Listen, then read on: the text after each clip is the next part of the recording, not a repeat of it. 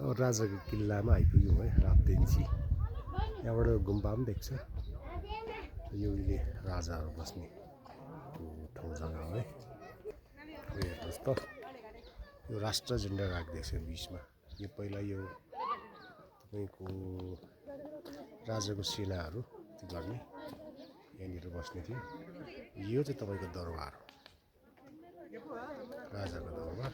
यो माथिको त छैन, यो ढुङ्गाले त्यति गरेको छ है, यो बारेको छ है।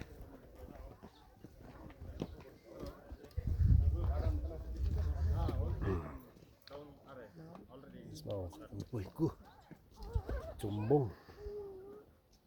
भनेपछि यो टासिडिङ एरिया पऱ्यो है। टासिडिङ गुम्बा भनेपछि चाहिँ राबङ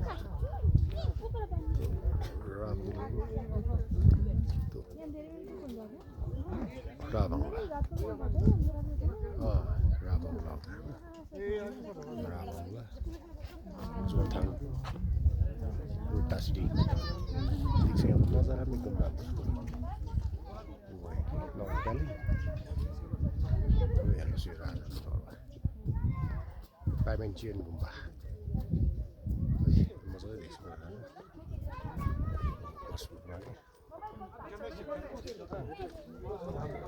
टुरिस्टहरू पुरा आइरहेको छ।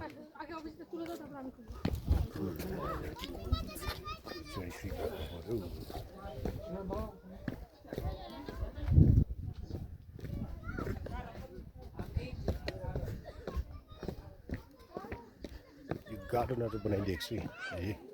यसले स्याहार सुमार गर्छ होइन, फरेस्टले गर्छ यो स्याहार सुमार। यहाँ बडीगार्ड राख्ने थियो है। यो चाहिँ राजाको एकदम इन्ट्री हुने गार्ड हो यो बाटो है। राजाको किल्ला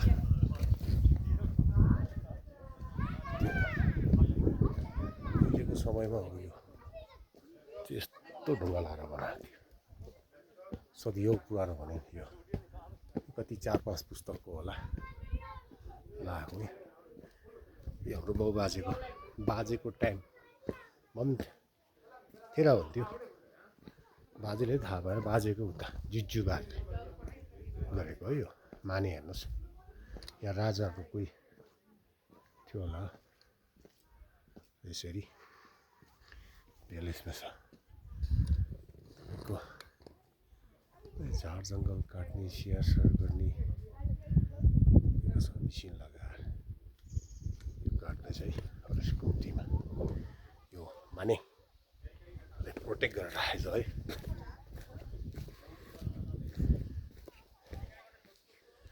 राजाको यस्तो इन्ट्री गर्ने दैलो ढुङ्गाकै हुन्छ दैलो।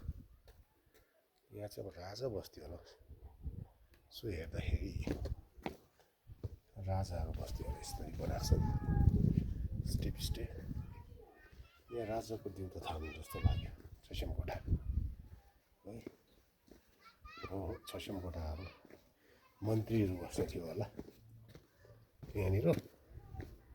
तपाईँको यहाँ राजा बस्ने ठाउँ चाहिँ मन्त्री प्रजाहरू बस्ने यो घर रुम नै होला। किन यस्तो भत्का यस्तो किल्ला छ उहिलेको त्यसरी बनाउँथ्यो नि त। राजाको इन्ट्री गर्ने ठाउँ यसरी हो। यहाँनिर होला सब ढुङ्गाकै बनाएको छ।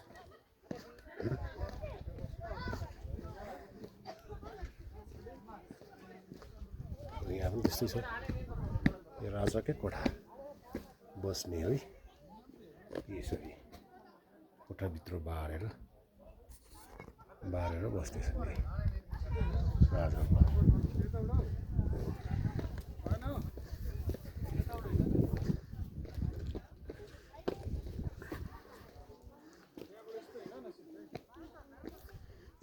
यो चाहिँ उहाँको बस्ने किचन यस्तो रहेछ। यो यसरी इन्ट्री होइन यसरी।